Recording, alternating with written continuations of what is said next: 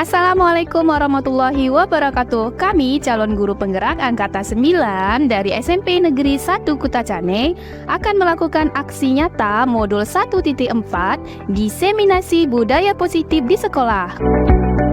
Materi diseminasi budaya positif akan disampaikan oleh materi pertama Ibu Amnah Selian tentang disiplin positif dan nilai-nilai kebajikan universal dan teori motivasi, hukuman dan penghargaan dan restitusi. Selanjutnya, materi kedua akan disampaikan oleh Ibu Nuri Irmayani tentang keyakinan kelas dan kebutuhan dasar manusia dan dunia berkualitas. Selanjutnya, akan disampaikan oleh Ibu Khairani tentang 5 posisi kontrol dan segitiga restitusi. Adapun rangkaian kegiatan diseminasi budaya positif, yang pertama menyanyikan lagu Indonesia Raya, 2 pembukaan oleh kepala sekolah, 3 penyampaian materi, 4 penutup, dan yang kelima testimoni. Assalamualaikum warahmatullahi wabarakatuh. Waalaikumsalam warahmatullahi wabarakatuh. Puji syukur kehadirat Allah Subhanahu wa taala yang telah memberikan kita kesehatan sehingga kita dapat berkumpul dalam acara aksi nyata diseminasi budaya positif di SMP Negeri 1 Kutacane. Beriring salam kami panjatkan kepada junjungan kita Nabi Muhammad SAW yang telah membawa kita dari alam kegelapan hingga ke alam yang terang benderang. Nah, pada kesempatan ini kami dari CGP Angkatan 9 dari Aceh Tenggara, khususnya di SMP Negeri 1 Kutacane, akan memberikan pemaparan tentang budaya positif yang dapat kita lakukan di sekolah. Nah, adapun acara pada hari ini yaitu yang pertama pembukaan oleh saya sendiri, yang kedua menyanyikan lagu Indonesia Raya, yang ketiga kata sambutan dari Bapak Kepala SMP Negeri 1 Kutacane, kemudian ada kegiatan inti nanti dipaparkan oleh kami bertiga. Untuk acara selanjutnya yaitu menyanyikan lagu Indonesia Raya. Kepada hadirin dipersilakan berdiri.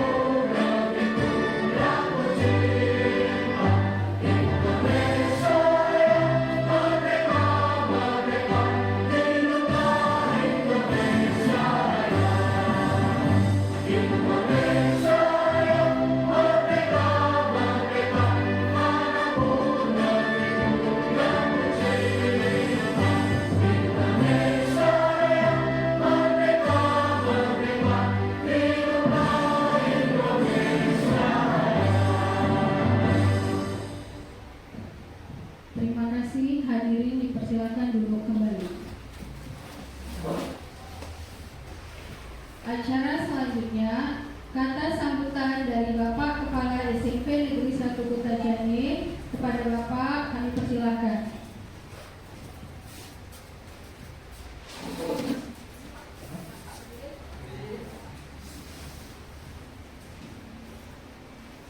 Bismillahirrahmanirrahim. Assalamualaikum warahmatullahi wabarakatuh. Waalaikumsalam warahmatullahi wabarakatuh. Alhamdulillahirrahmanirrahim.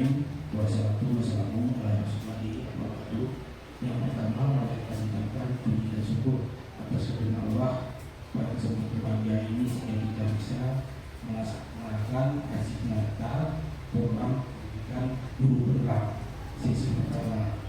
Selawat dan salam yang disampaikan pada kita yaitu Nabi besar Muhammad Sallallahu Alaihi Wasallam, mengakhiri program kita dari dunia kehidupan dan dunia kamera.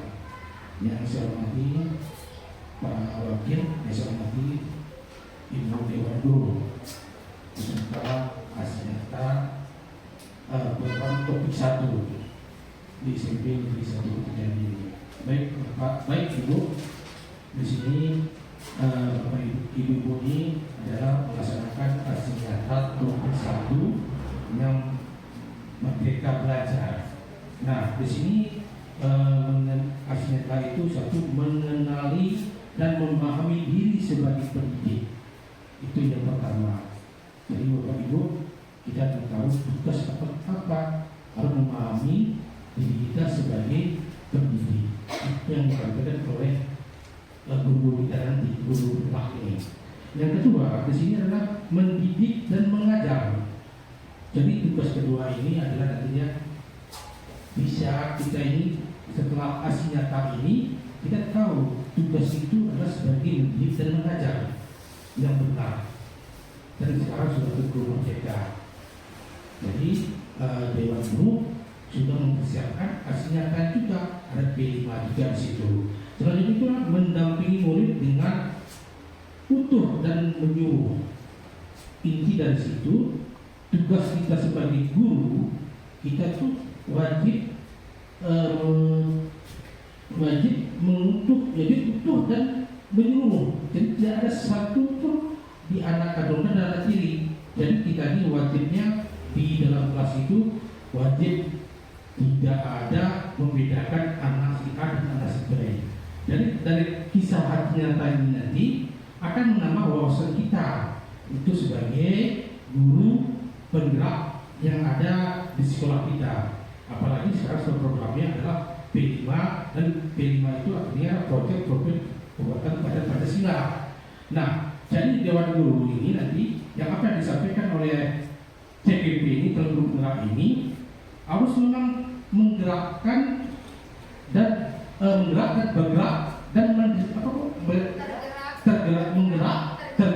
dan menggerakkan. Jadi ibulah yang bangkit yang bisa menggerakkan yang ada di kemerdekaan di sekitar Indonesia ini. Jadi Bapak Ibu, itu mungkin saya sampaikan. Saya akhiri. Assalamualaikum warahmatullahi wabarakatuh.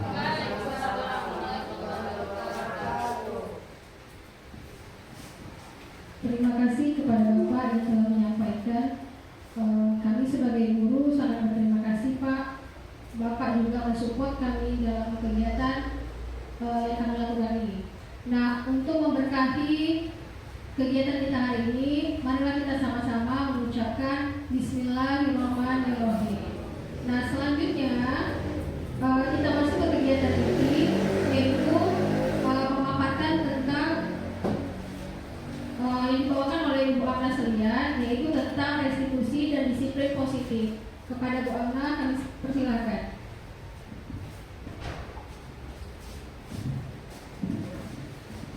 Bismillahirrahmanirrahim. Assalamualaikum warahmatullahi wabarakatuh. Oke. Selamat siang untuk rekan-rekan saya semuanya. Oke, sebelumnya saya ucapkan terima kasih kepada Ibu Moderator yang telah memberikan kesempatan ke saya, dan terima kasih juga kepada Bapak Kepala Sekolah yang luar biasa supportnya untuk 3 CGP yang ada di SMP Negeri 1 Kota Cane, yang mensupport mulai dari awal pendaftaran hingga sampai kami ke tahap modul 1.4 yaitu aksi nyata.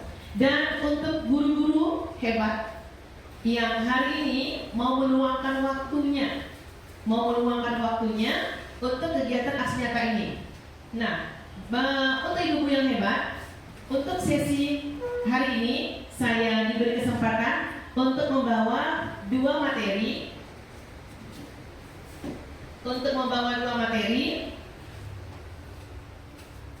Ya, untuk materi umumnya itu adalah budaya positif. Kami ini ada 3 orang. Alhamdulillah saya diberi kesempatan yang pertama untuk membawa materinya tentang, silakan Ibu Nuri. Oke. Nah, ada dua materi besar yang akan saya bawa. Yang pertama, disiplin positif dan nilai-nilai kebajikan universal.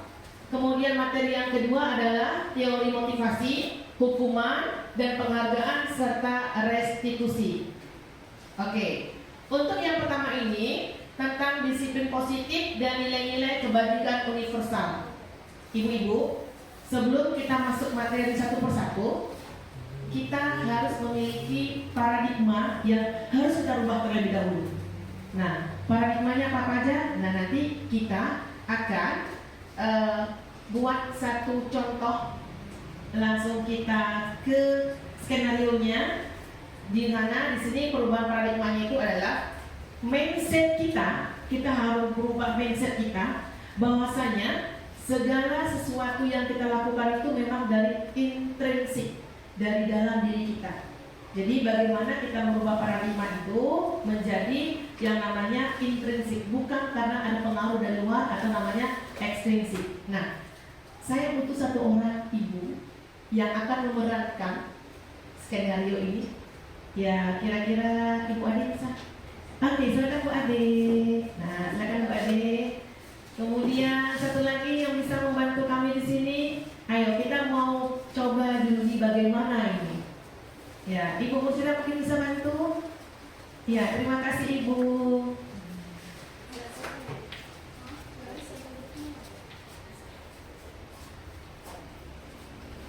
Nah, di sini ada contoh.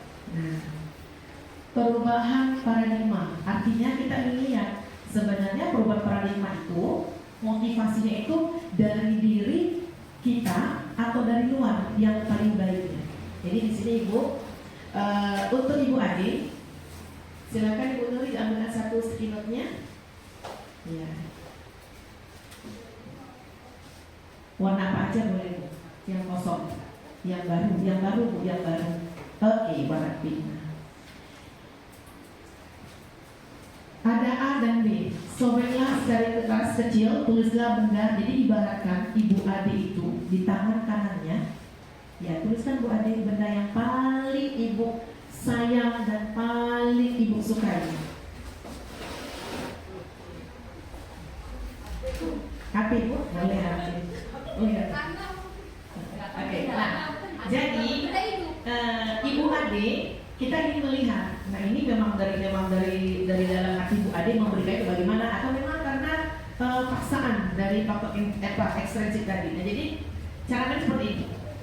Ibu Mursida harus bisa dengan segala caranya, boleh dengan cara membujuk, boleh dengan cara mengancam, atau menghardik, atau merayu, bahkan menyuap, apa saja agar Ibu Ade mau membukakan kepala tangannya.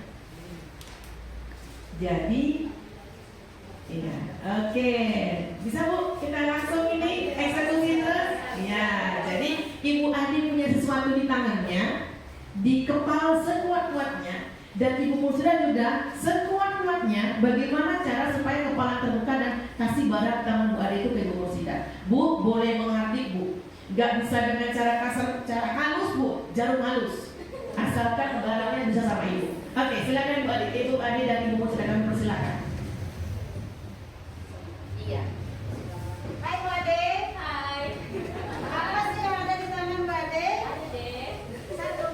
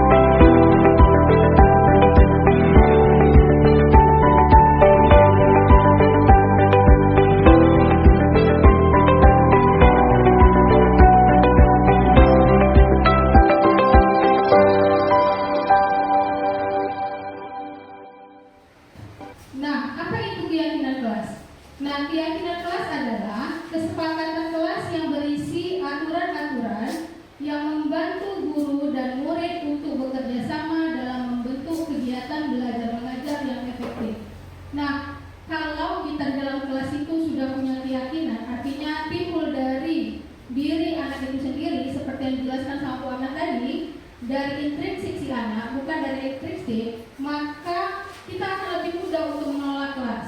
Nah, kemudian apa sih tujuan keyakinan kelas?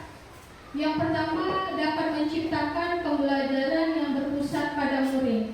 Nah, Ki Hajar Dewantara mengatakan bahwa pembelajaran itu kalau dulu kita mungkin berpusat pada guru ya, semuanya kita yang menjelaskan, anak-anak tinggal tulis, catat, dengar gitu ya.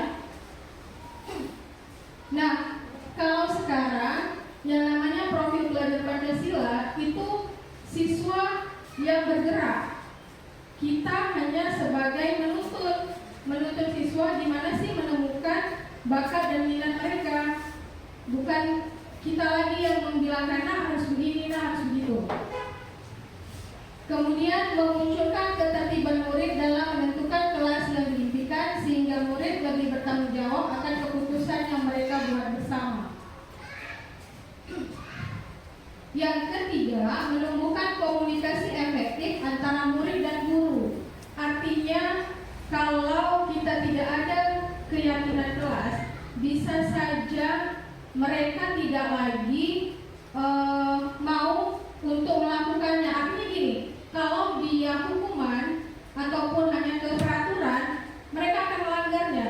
Tapi kalau mereka sudah yakin dalam diri mereka, oh aku tidak akan lagi ya ribut di dalam kelas. Untuk apa? Apa sih fungsinya kalau aku ribut? Gak ada kan? Nah mereka yakin kalau fungsi dalam kelas itu ribut, mereka tidak ada punya fungsi. Nah yang keempat, mewujudkan tujuan pendidikan yang berorientasi pada profil pelajar Pancasila. Nah kita tahu bahwa profil pelajar Pancasila itu ada beriman dan bertakwa, apalagi Bapak Ibu? Mandiri. Oke, mandiri. Toh Bu Eva? Beriman dan bertakwa. Oke, selanjutnya Bu Eva. Ya. Mandiri, gotong royong, kreatif, berdekatan. Oke, terima kasih kepada Bu Eva. Oke, terima kasih kepada Bu Eva. Nah, kita tadi tahu bahwa keyakinan kelas itu berasal dari aturan-aturan yang disepakati. Nah, saya mau Bapak Ibu minta tolong saya membuat sebuah peraturan. Nah, yang peraturan itu ada di warna, peraturan kita sepakat di warna kuning. Bapak Ibu boleh menuliskan apa saja sih peraturan yang bisa kita buat. Nanti kemudian akan kita buat keyakinannya itu apa ya. Oke, kepada Bapak Ibu boleh silakan menuliskan di stiker yang dibagikan oleh Bu Ana. 1-2 menit? 3 menit ya. 3 menit. Ya, oke. Silakan Ibu. Oke, silakan. Kita buat peraturannya dulu. Kita buat peraturannya dulu. Berarti yang di warna pink. Peraturan di warna kuning. Peraturan di warna kuning. Silahkan Bapak Ibu tulis, kemudian menempelkannya di papan yang ada di sebelah kiri saya. Ya, 3 menit ya Bu menuliskannya. Kita tulis dulu. Boleh selama ini, apalagi kita ya sebagai wali kelas, banyak kali tuh peraturan bukan dalam kelas. Nggak boleh ini, nggak boleh itu, nggak boleh ini, nggak boleh itu. Silahkan Bapak Ibu boleh tulis apa saja peraturan yang mau dibuat.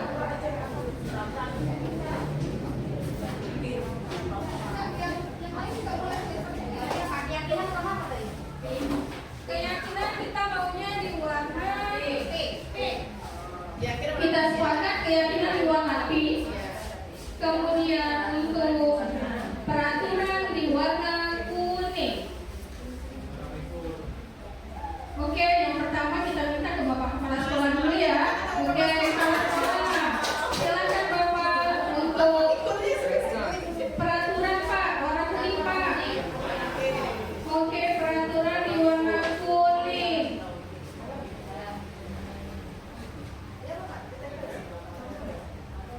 Oke Pak, terima kasih. Keyakinannya boleh Pak.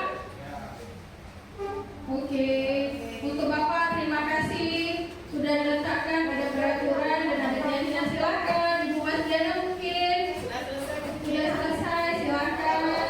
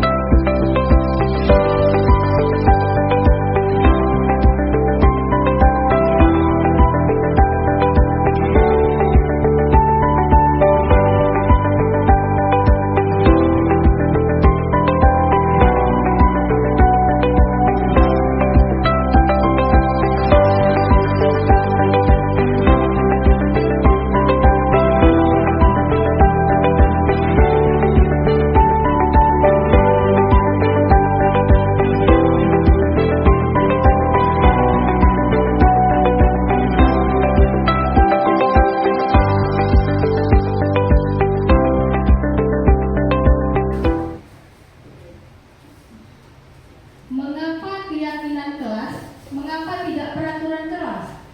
Nah, ini yang tadi kita bahas.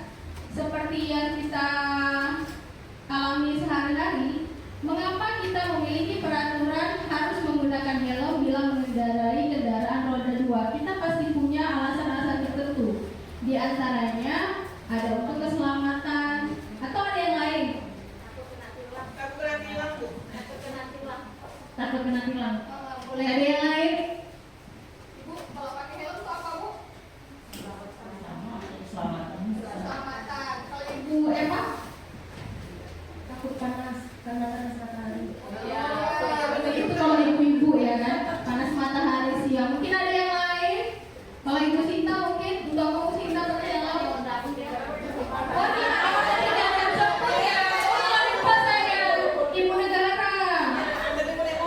Oke, nah tadi untuk kita menggunakan helm itu adalah yang utama itu untuk keselamatan ya Bapak Ibu ya.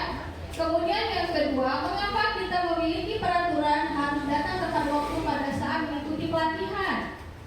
Nah, di sini saya buat disiplin. Kira-kira Bapak Ibu ada nggak jawaban yang lain boleh? Atau takut nanti absennya terlambat ya kan? Nggak dapat nomor Ibu? Ya, Bu Ade ada alasan-alasan tertentu agar tidak ketinggalan informasi ketika diadakan pelatihan. Oke, terima kasih kepada Bu Ade agar tidak ketinggalan informasi pada saat pelatihan. Banyak hal-hal penting yang disampaikan ya Bu. Nah, kenapa saya buat keselamatan, disiplin? Nah, seperti yang dijelaskan Bu Ahmad tadi, itu semua merupakan nilai-nilai kebajikan yang universal. Artinya semua orang akan melakukan hal yang sama, walaupun mungkin seperti tadi ada beberapa alasan-alasan tertentu. Kayak Bu Eva katanya takut dia perawatan wajah, skincare mahal.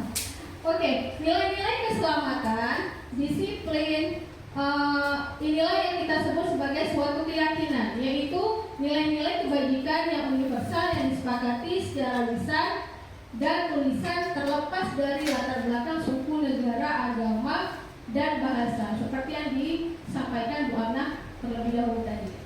Nah, menurut dosen pada tahun 1998, suatu keyakinan akan lebih memotivasi seseorang dari dalam atau motivasi intrinsik. Artinya intrinsik dari dalam diri, bukan dari luar. Seperti yang diperagakan oleh Ibu Ade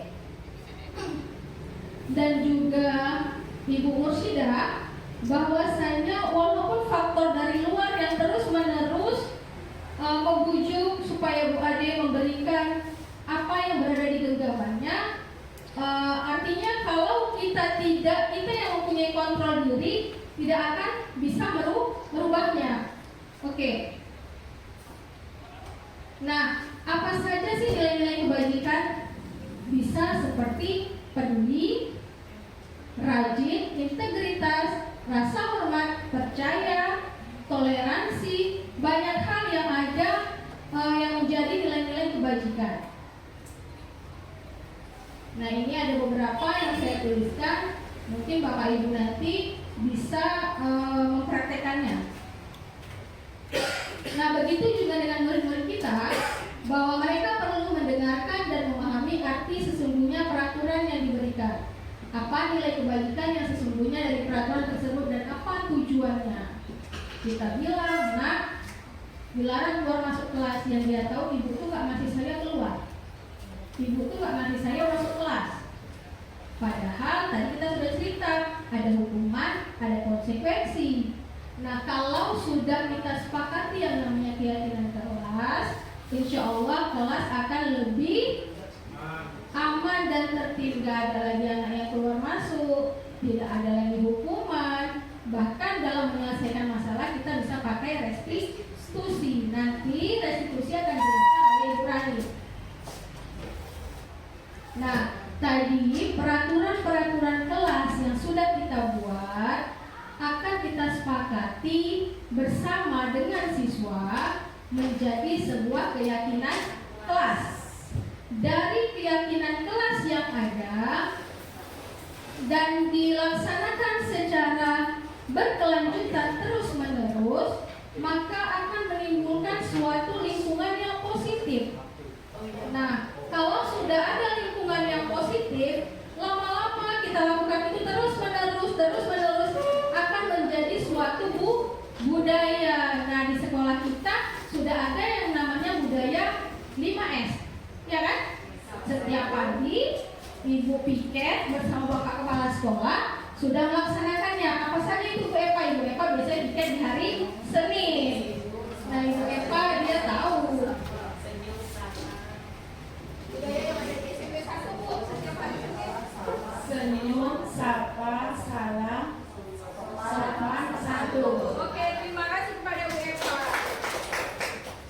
Banyak hal yang bisa kita lakukan untuk budaya positif yang ada di sekolah kita. Salah satunya sudah kita lakukan, yaitu setiap harinya adalah 5S.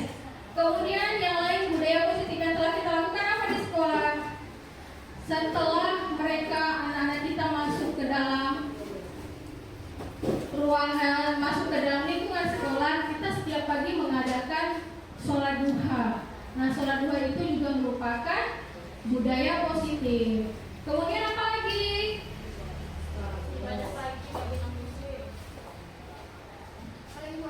Bagi yang muslim ada sholat duha, bagi yang non muslim ada ibadah pagi. Ya benar, ada yang bagi yang muslim itu sholat duha dan sholat duhur berjamaah ya Bu sebelum pulang sekolah.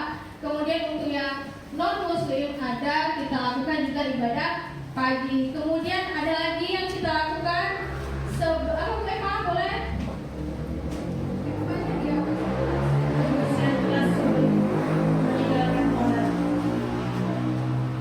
Baik, kata Bu Eva, melaksanakan piket setiap hari pada saat pulang sekolah itu juga merupakan budaya positif yang sudah kita lakukan di sekolah. Adakah yang lain? Mungkin Ibu Sinta ada? Kira-kira yang sudah dilakukan di dalam kelas Bu? Karena Ibu Sinta juga adalah wali kelas.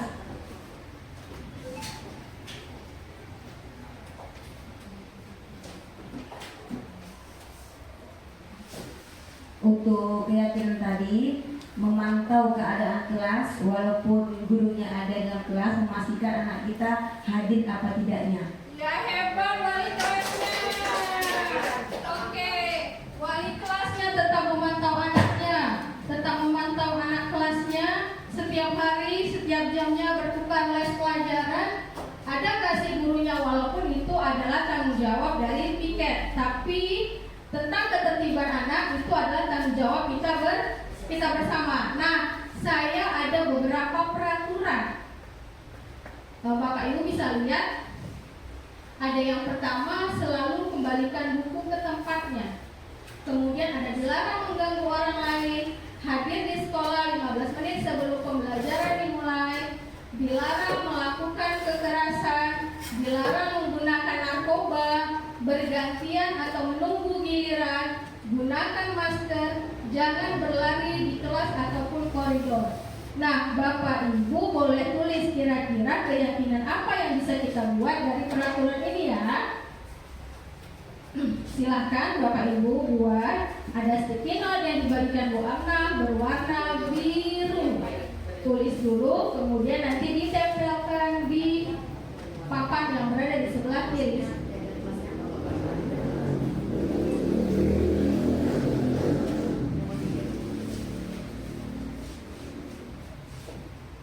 Yang pertama itu ada selalu kembalikan buku ke tempatnya.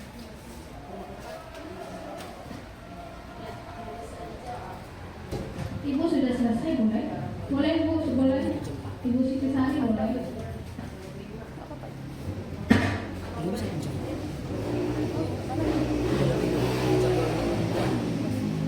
Ya, Ibu Siti Sari sudah meletakkan untuk selalu kembalikan buku ke tempatnya Bu. Boleh di sini Bu. Kira-kira untuk keyakinannya apa yang Ibu buat? Tanggung jawab. Oke, tanggung jawab. Bisa nggak keyakinan yang kita buat tanggung jawab katanya? Setuju? Sepakat? Oke, sepakat.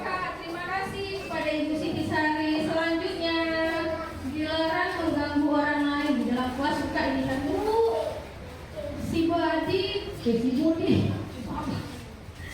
si Badu suka mengganggu, si Ria katanya ya kan.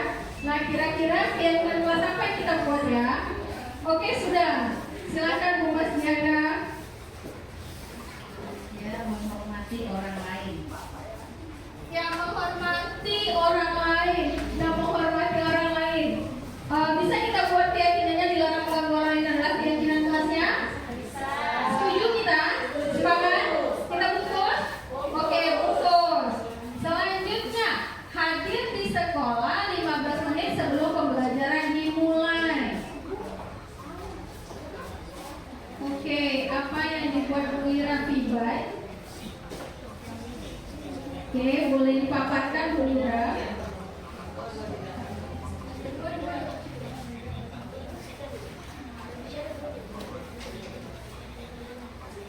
Oke, boleh Bu Ira. Keyakinan untuk disiplin. Oke, yakin untuk disiplin. Hadir di sekolah 15 menit sebelum pembelajaran dimulai, kata Bu Ira Fibai, disiplin. Oke, kita bungkus? Atau ada keyakinan yang lain yang bisa kita buat?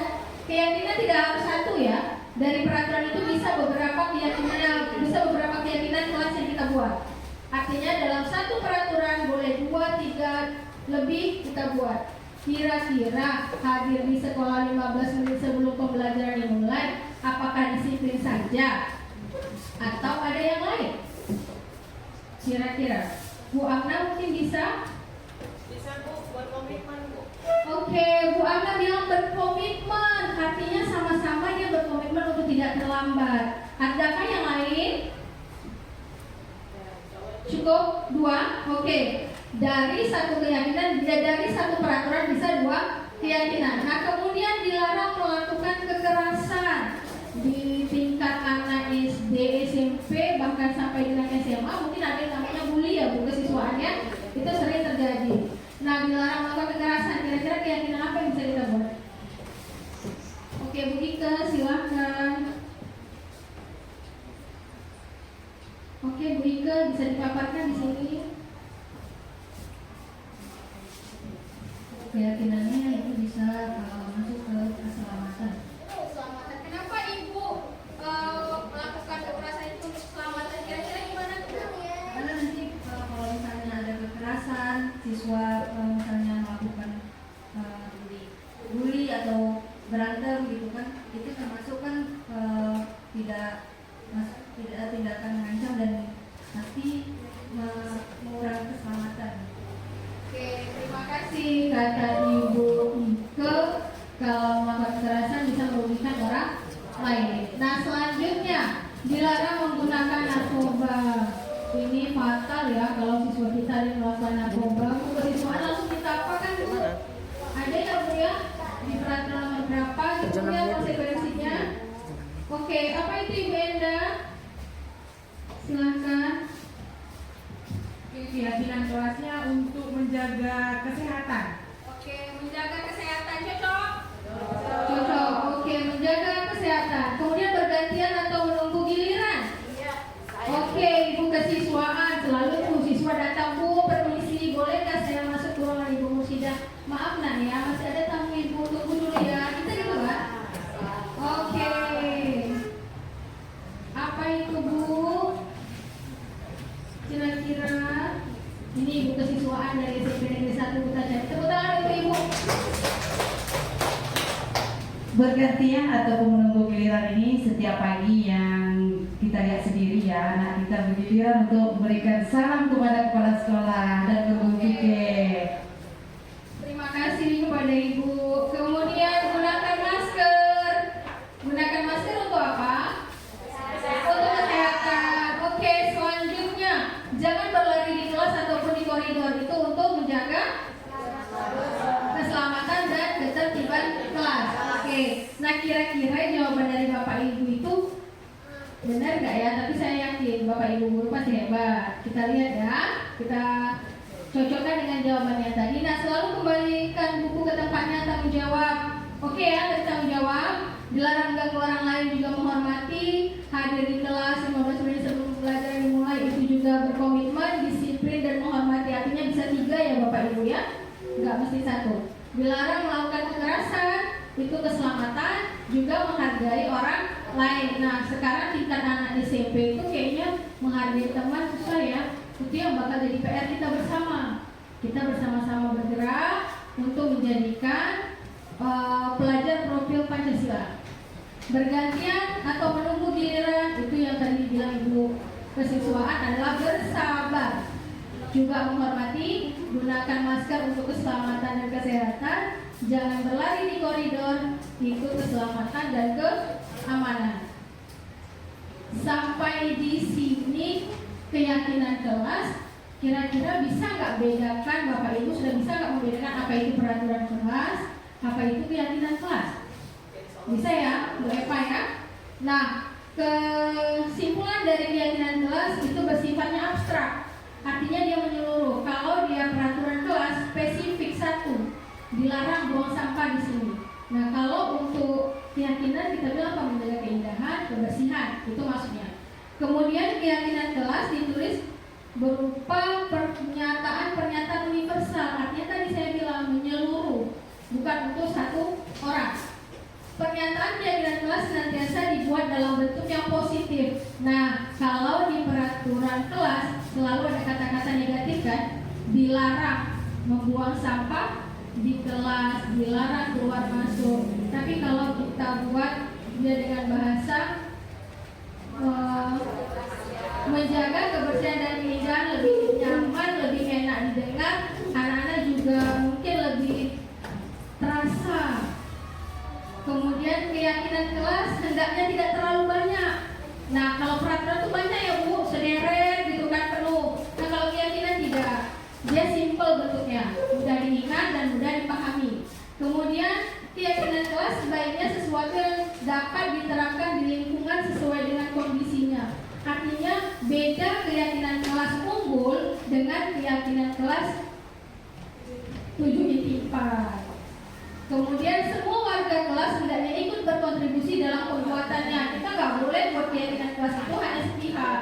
Nah, kalau peraturan kesepakatan kelas itu dibuat hanya satu arah, artinya wali kelasnya bilang, nah dilarang keluar masuk pada saat jam pelajaran. Nah, bergantian les nanti nggak boleh ada yang keluar ya, betul boleh di dalam. Nah, itu artinya cuma peraturan.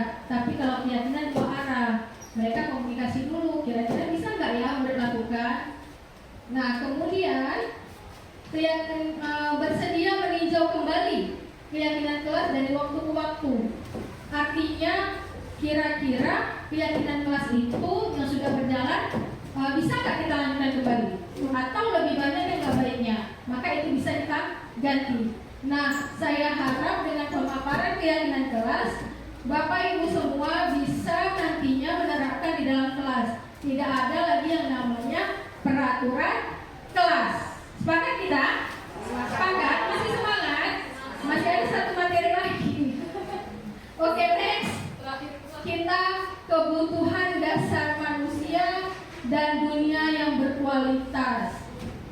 Nah, kita tahu bahwa kebutuhan kita itu banyak, tapi cuma lima yang menjadi dasar kebutuhan kita. Yang pertama yang paling penting adalah bertahan hidup. Itu yang utama ya Bu. Nah, kemudian ada namanya kebutuhan dasar kebebasan. Nah, setiap orang bebas menentukan kemana arah tujuan hidupnya. Kemudian ada kasih sayang dan rasa diterima. Diterima yang seperti apa? Bisa diterima di masyarakat, mungkin kalau siswa bisa diterima di kalangan kawan-kawannya. Kemudian penguasaan. Ada nggak kita lihat anak-anak yang suka kita bilang ini punya aku, dia belum bisa berbagi. Nah, itu salah satu contoh untuk penguasaan. Biasanya di tingkat anak SD atau TK itu lebih nampak terlihat. Kemudian kesenangan. Kalau kesenangan ya semua kita punya ya. Kita punya kan? Gak ada yang gak punya kesenangan kan? Oke. Nah, ini menurut Dr. William Glasser dalam Choice Theory mengatakan bahwa kebutuhan bertahan hidup atau survival adalah kebutuhan yang bersifat fisiologis untuk bertahan hidup, misalnya seperti kesehatan, rumah, dan makanan. Mereka punya alasan tertentu. Rumah mungkin untuk berlindung ya. Nah kemudian yang kedua, kebutuhan untuk disayangi dan diterima. Kebutuhan untuk disayangi dan diterima meliputi kebutuhan akan hubungan dan koneksi sosial, kebutuhan untuk memberi dan menerima kasih sayang, dan kebutuhan untuk merasa menjadi bagian dari suatu kelompok. Kita pernah lihat anak-anak yang kadang-kadang terlihat bandel ya. Nah, anak-anak yang terlihat nakal, yang mungkin gak sesuai dengan apa yang kita mau, sebenarnya dia anak-anak yang butuh kasih sayang. Nah, kenapa saya bilang butuh kasih sayang? Kita harus lihat basic anak itu seperti apa. Mungkin terlihat, yang hanya kita terlihat dia itu dengan kuahnya dia, tapi bahkan mungkin di balik itu semua ada faktor-faktor penyebabnya. Ada di kelas saya juga boleh berkoordinasi dengan ibu kesiswaan dari kurikulum, bahkan hari ini juga datang juga karena faktor orang tuanya itu tidak punya ongkos untuk ke sekolah. Bahkan beberapa waktu yang lalu dia ke sekolah naik sepeda. Kami satu kelas juga nggak tahu dia ke sekolah itu naik sepeda. Bahkan bisa dia merahasiakan di mana dia letakkan sepeda. Mungkin satu, kalau ketahuan sama kawannya malu. Nah, jadi kita seperti yang dibilang tadi tidak boleh menjudge anak kenapa yang nggak sekolah, kenapa dia datang terlambat. Kita harus lihat dulu faktor penyebabnya apa. Seperti itu. Nah, kemudian ada lagi kebutuhan penguasaan, yaitu kebutuhan pengakuan dan kemampuan. Kebutuhan ini meliputi keinginan untuk dianggap berharga, bisa membuat perbedaan, bisa membuat pencapaian, kompeten diakui atau dihormati. Seringkali kita lihat anak yang terlihat ribut di dalam kelas, kita nggak tahu bahwa itu adalah anak spesial. Dia punya intelijensi di atas rata-rata. Kenapa dia bisa ribut? Kenapa dia bisa mengganggu kawannya? Apa yang kita ajarkan dia sudah tahu. Artinya dia ribut bukan hanya untuk mengganggu kelas, dia mengajarkan temannya. Nah, itu salah satunya. Kemudian kebebasan, kebutuhan akan pilihan. Kebutuhan untuk bebas adalah kebutuhan akan kemandirian, otonomi, memiliki pilihan dan mampu mengendalikan arah hidup seseorang. Anak-anak dengan kebutuhan kebebasan yang tinggi menginginkan pilihan. Mereka perlu banyak tergerak, suka mencoba-coba, tidak terlalu terpengaruh kepada orang lain, dan senang mencoba hal baru yang menarik. Anak pada usia SMP akan mencoba. Perlu pengawasan dari kita sebagai guru dan juga orang tua untuk mengawasi anak-anak pada usia seperti ini. Kemudian ada kesenangan, yaitu kebutuhan untuk merasa senang. Nah, kebutuhan untuk merasa senang kita semua tahu bahwa kebutuhan untuk mencari kesenangan, bermain, tertawa itu lumrah anak-anak, ya kan? Anak-anak itu pada usianya memang ada pada saat bermain. Kita nggak bisa paksakan bahwa nah kita sekarang harus belajar, itu nggak bisa. Artinya pandai-pandai kita untuk mencari solusi bagaimana dengan bermain akan bisa pembelajaran juga berjalan dengan baik. Nah, kemudian mereka juga bisa berkonsentrasi tinggi saat mengerjakan hal yang mereka senangi. Kalau anak itu sukanya apa? Misalkan dia sukanya menjahit, kita tuh ada ya di hari Sabtu P5. Nah, salah satunya kita menjadi gambar baru ini kita lakukan adalah menganyam, bahasa alasnya membayu. Nah, seperti membuat tikar, membuat sumpit. Nah, itu kalau mereka merasa senang, bahkan satu hari bisa selesai. Tapi kalau yang nggak suka, jangankan selesai ya kan, megangnya juga nggak mau. Oke, nah dari sini saya harap kebutuhan dasar manusia kita sudah paham bahwasanya anak-anak itu harus kita lihat dulu kebutuhannya apa. Sepakat ya Bapak Ibu? Masih sepakat? Oke, kita contohkan konsentrasi dulu ya. Boleh berdiri Ibu-Ibu? Oke, agak meregang sedikit biar jangan terlalu monoton. Bapak juga boleh ikut. Nah, saya mau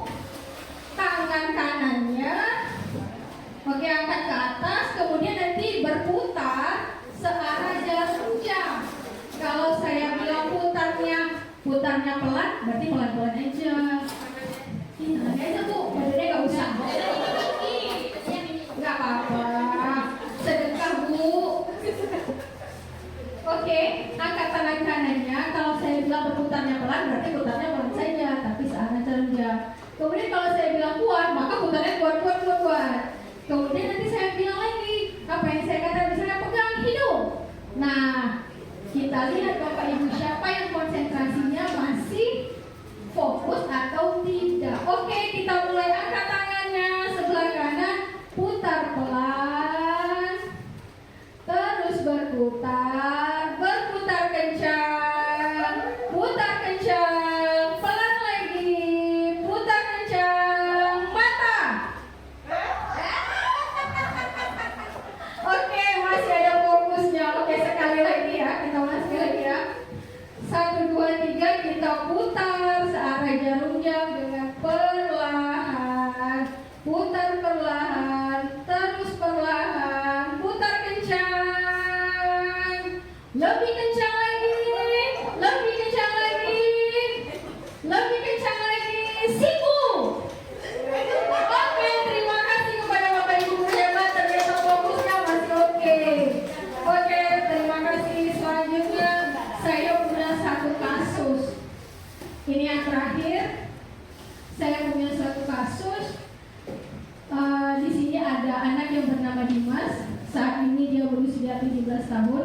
Mungkin anak Bapak Ibu juga ada yang namanya Dimas, tapi bukan usia 17 tahun ya. Nah, dia senang sekali ketika ayahnya mulai mengajarkan cara menyetir mobil. Anak-anak usia segini kan mau ya. Kemudian, ya senang kali ya Bu. Kemudian setiap akhir pekan, ia berlatih menyetir. Ia terlihat senang sekali berlatih sampai akhirnya ia bisa menyetir mobil dan dengan baik dan lancar. Ketika ibunya bertanya pada Dimas, apa yang membuat dia ingin bisa menyetir mobil? Kira-kira jawaban Dimas apa ya? Coba Ibu. Kira-kira kalau mamanya nanya, Dimas, kenapa sih Dimas menyetir mobil? Yang pertama mungkin bisa jalan-jalan kemana saja dengan cara bebas. Kemudian yang kedua itu bisa dianggap keren oleh orang lain. Ada dong, Bu Eva, masa sama jawabannya? Mungkin dari Ibu ada. Kalau Ibu jadi Dimas, kira-kira Ibu ngapain jawabannya? Biasanya dia menunggu temannya banyak sudah Oke, ikut teman, karena kawannya dia yang nggak mau ya kan? Oke, nah dari jawaban Bu Adi tadi katanya dia ingin berkeliling-keliling. Nah kira-kira kalau dia ingin berkeliling-keliling seperti dibilang Bu Adi, dia maunya itu kebutuhan apa yang kita penuhi? Kira-kira? Apa Bu Herani? Kesenangan Bu. Oke, kesenangan. Oke. Nah kalau yang kedua yang dibilang sama Ibu Kartika bahwasanya dia ikut teman, kira-kira kebutuhan apa yang bisa kita penuhi dari Dimas tadi? Dia mau ikut kawan.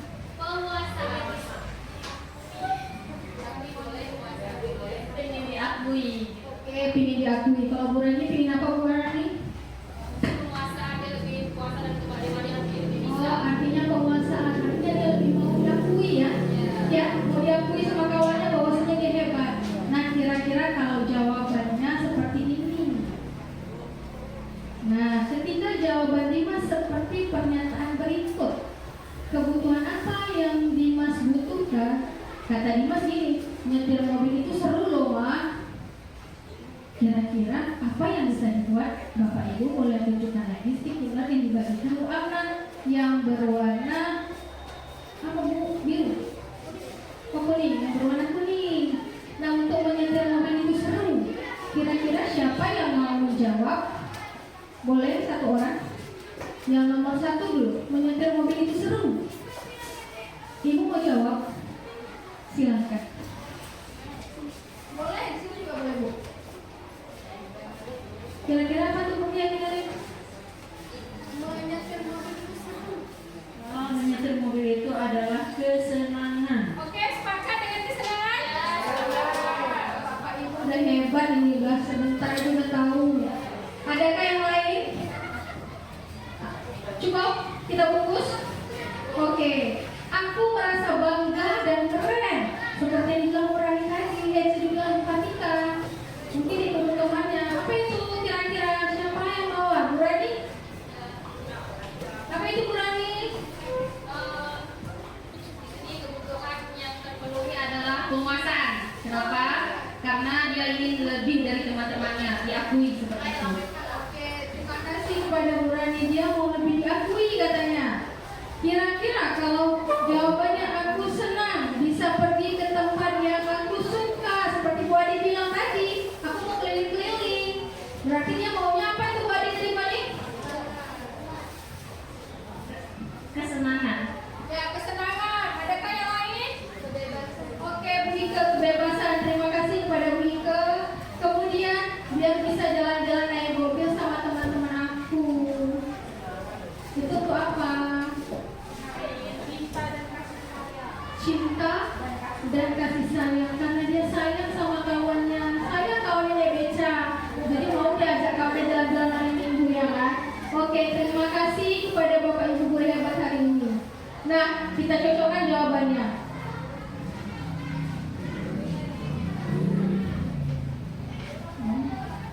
Nah, oke, sama, sepakat, sepakat ya. Oke, sepakat.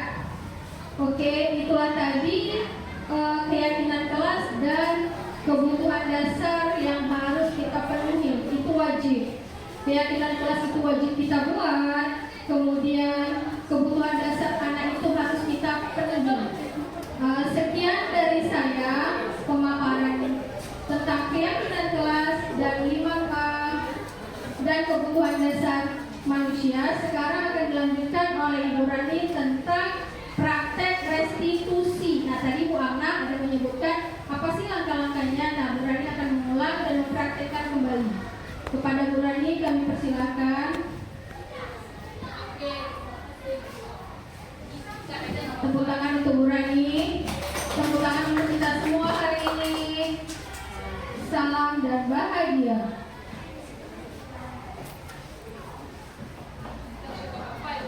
Tiga restitusi. Bapak Ibu boleh lihat, pahami. Nanti kita ulang lagi ya. Oke, ini skenario yang sudah dibuat oleh Ibu Rani.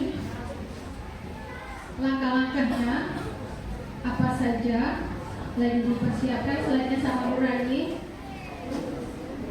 Mungkin sebelum Ibu Rani menemukan slide-nya, ada yang mau nyanyi? Ketawa ibu-ibunya. Oke, sudah Ibu Rani. Oke, silakan kepada Ibu Rani. Oke, sebelum Ibu Rani menjelaskan apa itu restitusi dan mempraktekannya, ada 5 posisi kontrol. Nah, kita sebagai guru di mana ya? Kita lihat sama-sama. Baiklah, Assalamualaikum warahmatullahi wabarakatuh.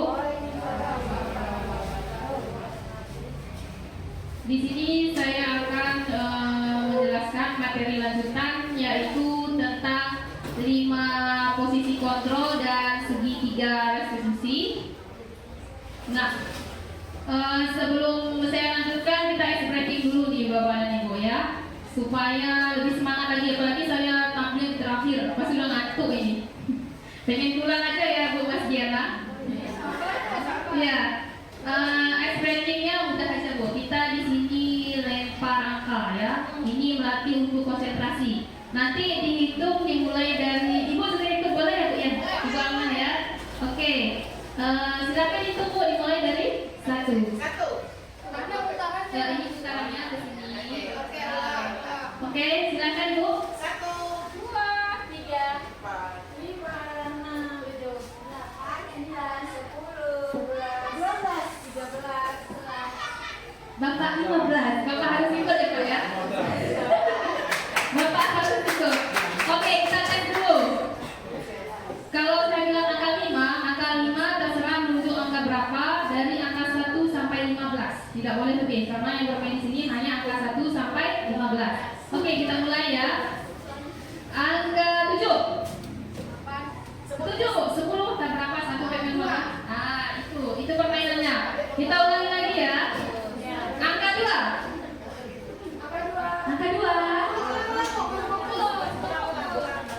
Angka 2. Lempar ke 7.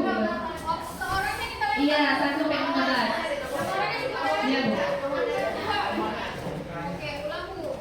Oke, saya ulang ya. Angka 15. 12. 1, 2. Semangat kasih dulu tangan dulu. Oke. Nah, silakan ya. Angka 1. 2. Aduh, siapa nih, Nak? Ayo, dengan tuh nih.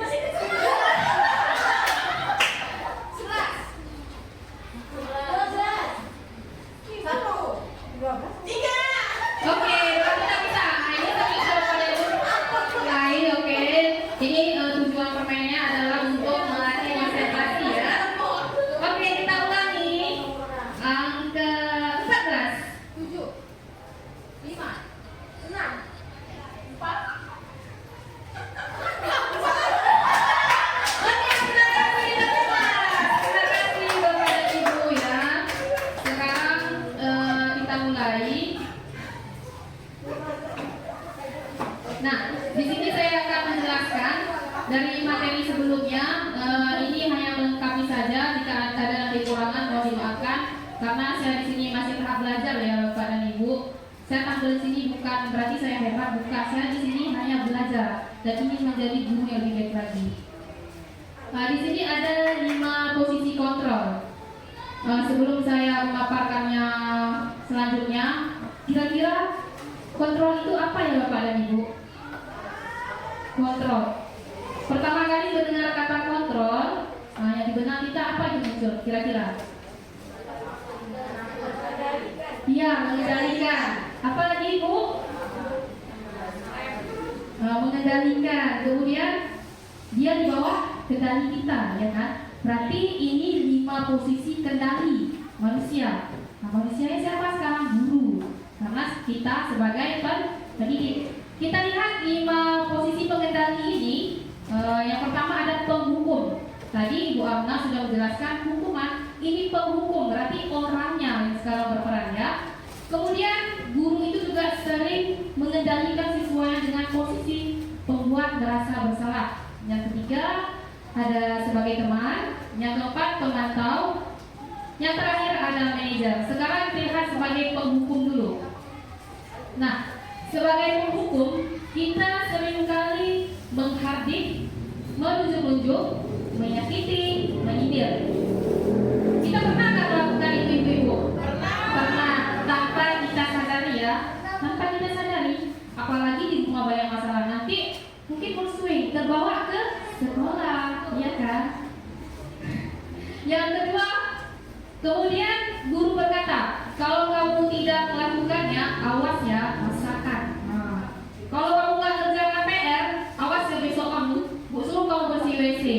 Kalau enggak, ibu suruh kamu keliling lapangan. Nah, itu juga termasuk hukuman karena tidak sesuai dengan yang diberikan. Kecuali tadi misalnya pelajaran PJOK, dia terlambat tapi disuruh keliling lapangan, itu masih berhubungan dengan olahraga. Berarti itu termasuk konsekuensi, bukan hukuman atau penghukum. Hasilnya apa kalau kita sebagai penghukum? Tentunya menjadi pemberontak, menyalahkan orang lain, berbohong.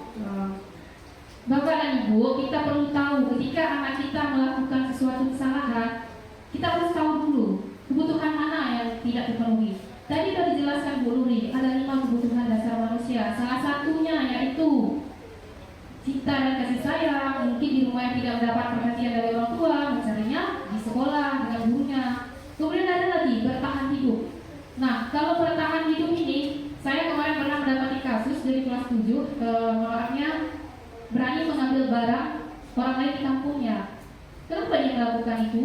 Karena dia situ bertahan hidup Bapak Ibu. Kebutuhan ekonomi tidak terpenuhi. Jadi saya di situ solusinya satu, memenuhi kebutuhannya, ya kan? Karena orang tua bercerai, mamanya nikah lagi, jajannya nggak ada di sekolah, makan pun mungkin kadang 2 hari cuma sekali. Di situ dia berani ngambil, ambil bukan apa Bapak Ibu, cuma lauk. Nah itu diambil dari tetangga, itu pun ditangkap. Gimana itu biasanya? Di situ kemarin saya mengasih solusi sama dia. Saya tanyakan, nak, kamu ada bantuan ini PKH di kampung? Ada, Bu. Tapi itu kan datangnya mungkin 6 bulan sekali atau segala macam. Itu juga sudah kami apakan kemarin sama Bu Mursida ya, Bu ya. Iya, anak kita. Terima kasih ya Bu Mursida atas kerjasamanya. Kemudian kaitannya dengan dunia berkualitas. Murid melakukan guru di luar dunia berkualitas. Kira-kira dunia berkualitas ini apa ini, Ibu? Dunia berkualitas. Mungkin kita baru dengar ya kan? Mungkin kalau penjabaran kita dunia berkualitas itu yang bagus-bagusnya. Berarti dunia berkualitas ini adalah suatu ingatan orang atau manusia, murid, yang terekam hari ini yang didapat dia akan dibawa dia sampai kapanpun. Sebagai contohnya, saya dulu waktu SMA, saya paling ingat saya itu yaitu dihukum oleh guru saya karena saya masuk kelas IPS, dari ribut itu laki-laki, tapi dihukum semua. Terus yang saya ingat sampai sekarang, kemudian saya meletakkannya di mana ini? Meletakkannya di luar dunia berkualitas saya, berarti mendapat kenangan yang negatif. Sekarang ibu-ibu mau nggak dapat kenangan negatif dari muridnya? Enggak kan? Berarti mau di dalam murid itu masuk ke dunia berkualitas murid kita. Kemudian apa dampaknya pada murid? Mengulangi kesalahan. Sampai kita menghukum. Berarti kesalahan besok lagi akan diulang. Ibu itu aja lah hukumnya, pulang aja lah besok ringan kok. Itu dia. Kemudian selanjutnya pembuat rasa bersalah. Kemudian di sini guru berceramah, kemudian mengadakan seharusnya ibu kecewa. Ibu kecewa dengan kamu hari ini pakai baju ini, seharusnya ini. Di situ sudah murid kita merasa bersalah.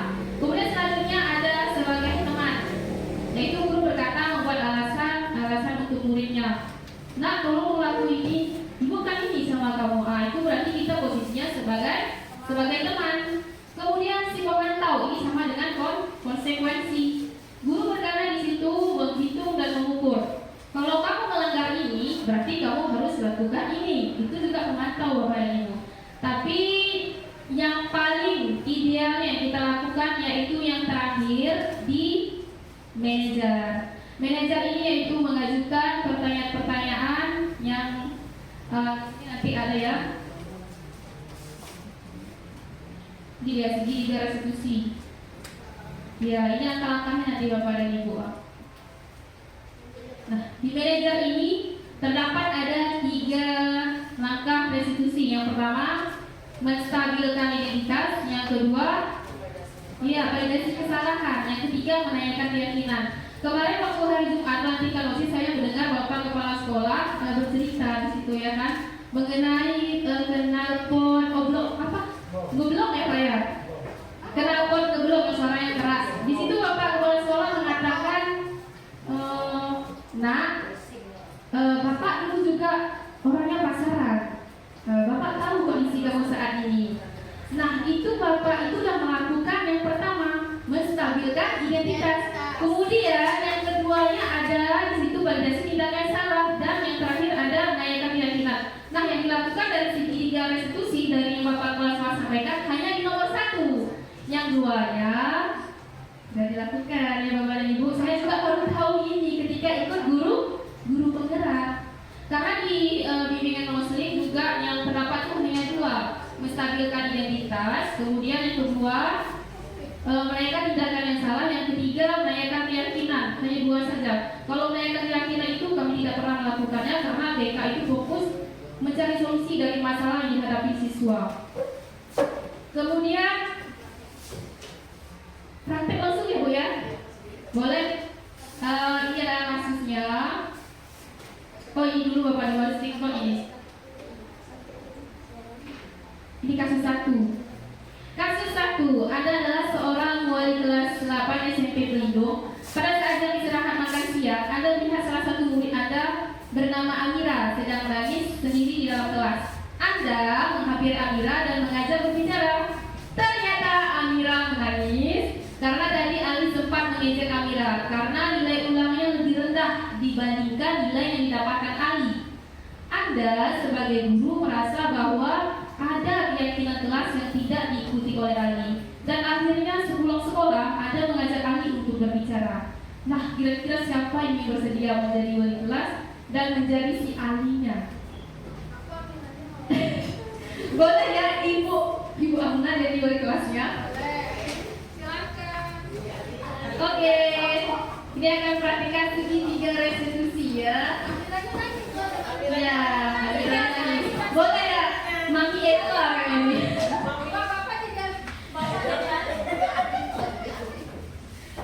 Oke, kita ambil pelan-pelan aja, nggak apa-apa semuanya. Ya, Amira. Di sini Amira menangis ya, menangis.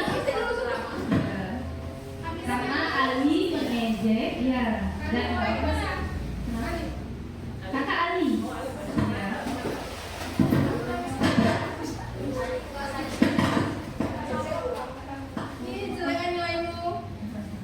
Oke, baiklah kita saksikan ini adalah praktik segitiga restitusi di mana ada nanti menstabilkan identitas, kedua pentes tindakan yang salah, yang ketiga menanyakan keyakinan. Dan Ibu Amna di sini berperan sebagai wali kelas dan Ibu Nuri berperan sebagai Ali dan Mam Eva Amira. Ya Mam ya, maaf ya Mam. Oke, silakan.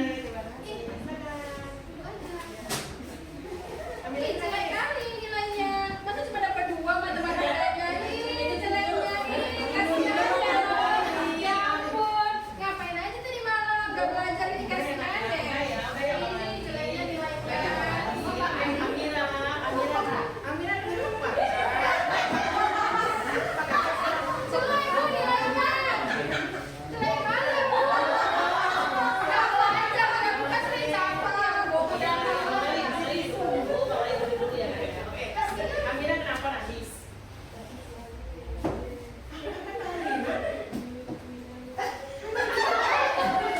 Nilainya memang jelek. Menurut Amira tuh nilainya jelek nggak? Nah, aku sedih nilainya. Kan betul jelek kan? Iya, nak aku sedih. Aku memang jelek. Nilainya hari ini kan? Oh enggak fokus. Oke, jadi kakak malah sedih sama perbuatan dari Bang Ali. Boleh ngomong sebentar sama Bang Ali? Oke, Bang Ali. Kan memang jelek Bu. Ya ibu jelek nilainya. Oke, Bang Ali tenang. Kenapa Bang Ali? Kak Amira. Iya Bu, saya kesel sama dia Bu. Kesal sama Kak Amiranya. Waktu saya kemarin dapat ngejelek, dia juga ngejek saya Bu. Jadi saya balik ngejek lagi lah Bu. Oh, ada. Iya. Sebenarnya Kak ya. Yang Ali, ya Kak Amira bentar dulu. Ali, yang Ali lakukan itu nak sebenarnya itu batas lakukan kalau berbohong. Artinya apa? Kalau orang tua salah, kita ganti juga dengan kesalahan. Artinya impas ya, impas kemarin aja dengan meja balik. Nah, wajar kalau manusia seperti itu nak. Nah, sekarang bertanya, yang Ali lakukan dengan Amira itu benar nggak kira-kira? Pengejek, oh ini dia benar nggak? Ah, salah. Ini ngejek juga kemarin Bu. Iya, kan ibu bilang setiap orang itu wajar bahwa salah. Kalau ibu di posisi Ali, bukan seperti itu. Kalau ibu di posisi Amira, juga bukan seperti itu. Tapi apakah kita tetap mau melakukan kesalahan? Enggak Bu. Iya, artinya oke. Dua-dua nggak menurut kesalahan ya nak ya. Nah, kalau gitu, menurut Ali, yakin apa yang Ali langgar? Nak? Yakin apa? Tidak menghormati Amira. Oke, kemarin Kak Amira juga seperti itu ngejek Bang Ali. Keyakinan kelas apa yang udah Amira langgar di kelas kita? Iya, tidak menghargai artinya karena itu dua-dua Bang Ali, Kak Amira sudah tahu keduanya maksudnya melanggar keyakinan kelas. Nah, kedepannya yang solusinya gimana ini? Bang Ali dulu kan. Dan Agus tuh Kak Amira, yang solusinya gimana? Ya minta maaf nanti Bu sama Amira. Amira maafin aku ya. Aku jadi nggak ngejek. Tapi kok bukan ngejek aku juga ya. Karena sama-sama nilai kita jelek. Kita sama-sama perbaiki. Besok kita pergi les sama Ibu Nia. Oke, terima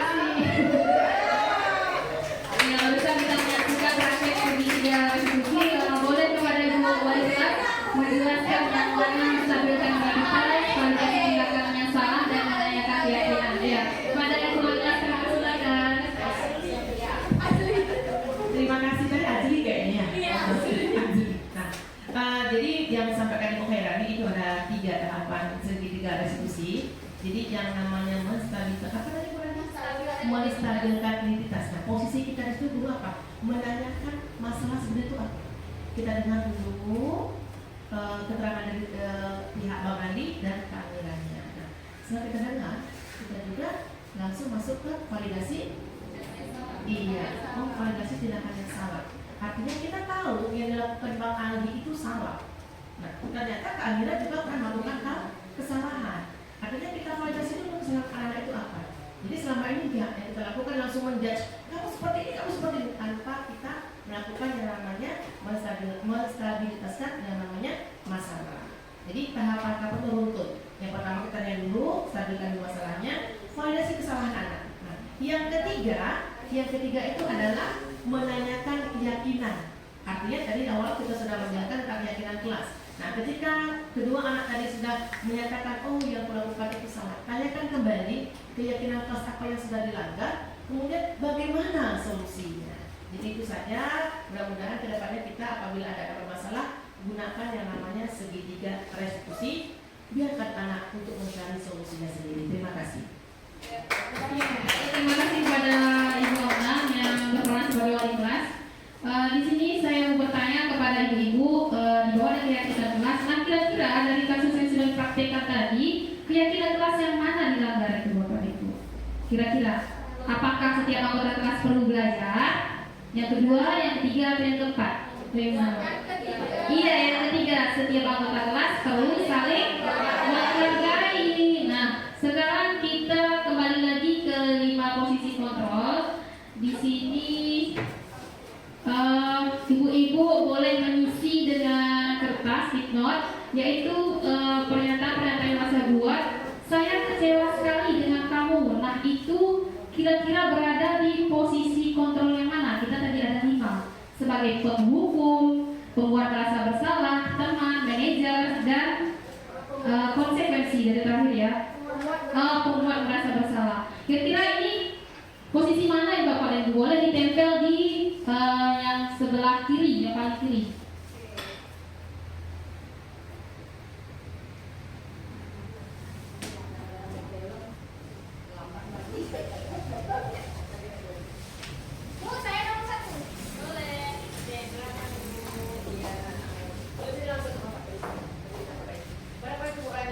Ada 6 Ibu. Tulis aja, nanti kita perbaiki sama-sama. Iya.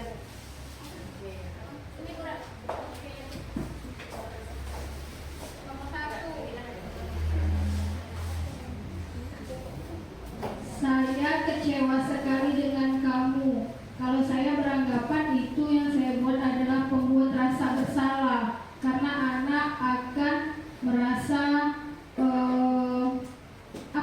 jiwanya langsung kena gitu. Kata anak sekarang sih kena mentalnya, gitu kan? Anak sekarang bahasa gitu Bu. Berikutnya kamu tidak pernah benar melakukannya. Kira-kira itu di posisi kontrol yang mana itu Bapak dan Ibu? Ya, dari stikernya sudah ditempel lagi, mari kita lihat jawabannya.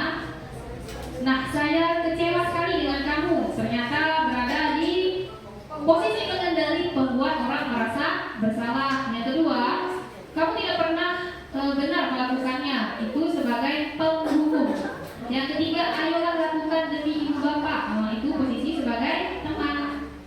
Yang keempat, apakah kamu mau mendapatkan stiker bintang hari ini? Nah, ini yang sering kita lakukan. Saya pernah mengajar SD hampir lebih 2 tahun. Di sini kalau anak maju ke depan itu dikasih bintang. Nanti bintangnya dihitung paling banyak, itu yang dapat hadiah tiap bulan 1 kali. Itu pernah saya lakukan. Ternyata itu tidak boleh ya. Itu sebagai pemantau. Kemudian yang kelima, bagaimana kamu bisa menyelesaikan masalah ini? Itu ternyata di posisi pengendali manajer. Terakhir, kamu selalu yang paling terakhir. Ternyata sebagai penghukum. Oke, baiklah, itu adalah pemaparan dari saya tentang 5 posisi kontrol dan segitiga restitusi.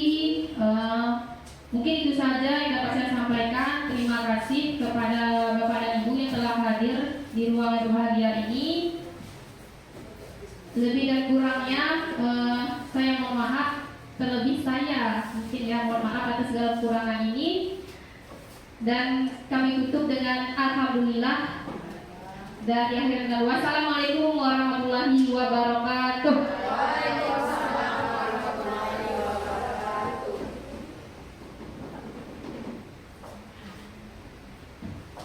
Terima kasih kepada Ibu Hairani yang telah memaparkan tentang positif kontrol dan restitusi. Kita semua berharap untuk kedepannya kita bisa memposisikan diri selayaknya guru sebagai manajer. Nah, dari pemaparan tadi kami 3 CGP Angkatan ke-9, kami berharap kita sama-sama tergerak dalam hati, bergerak dan menggerakkan sehingga menciptakan pelajar profil Pancasila. Demikian kami akhiri. Wabillahi taufiq wal hidayah. Wassalamualaikum warahmatullahi wabarakatuh. Salam dan bahagia. Tergerak, bergerak dan menggerakkan. Assalamualaikum warahmatullahi wabarakatuh. Saya Sinta Muhammadiyanti, guru pendidikan agama Islam kelas 8 SMP Negeri 1 Kutacani.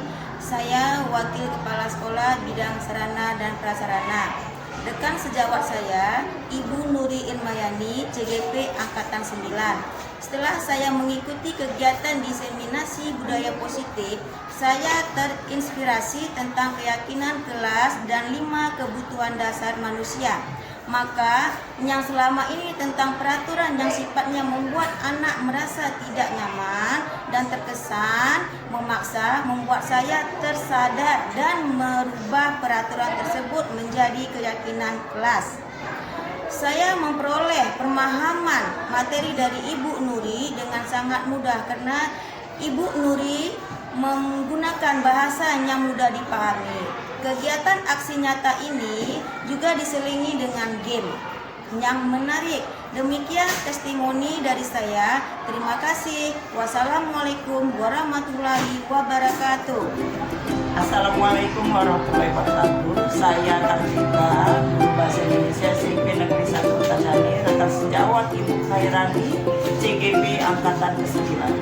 Setelah saya mengikuti aksi nyata diseminasi budaya positif, saya terinspirasi tentang budaya positif, yaitu meningkatkan motivasi diri murid, menerapkan disiplin positif, dan cara menerapkan segitiga restitusi dalam menangani masalah murid. Saya memperoleh pemahaman materi dari Ibu Hairani dengan sangat mudah karena Ibu Hairani menggunakan bahasa yang mudah dipahami. Kegiatan aksi nyata ini juga diselingi dengan games-games yang menarik. Demikian testimoni saya. Terima kasih. Wassalamualaikum warahmatullahi wabarakatuh. Assalamualaikum warahmatullahi wabarakatuh. Saya Adi Ismasari, guru bimbingan konseling SMP Negeri 1 Kutacani, rekan sejawat dari Ibu Amnah Selian, CGP Angkatan 9. Baiklah, setelah saya mengikuti aksi nyata budaya positif, ternyata banyak sekali manfaatnya yang saya peroleh. Hal-hal yang selama ini saya berikan kepada murid saya anggap wajar-wajar saja. Namun ternyata hal tersebut kurang pantas karena memiliki efek panjang yang kurang baik. Kata-kata yang keluar dari mulut kita seharusnya itu adalah kata-kata yang memotivasi siswa, bukan kata-kata yang langsung menjudge siswa. Saya memperoleh pemahaman materi dari Ibu Amnah dengan sangat mudah. Saya cerna dan saya pahami bahasanya karena sangat relate sekali dengan kehidupan kita yang kompleks. Dan selama kegiatan ini juga diselingi dengan games-games yang sangat menarik. Demikian testimoni dari saya. Assalamualaikum warahmatullahi wabarakatuh. Terima kasih. Salam guru penggerak. Tergerak, bergerak, menggerakkan.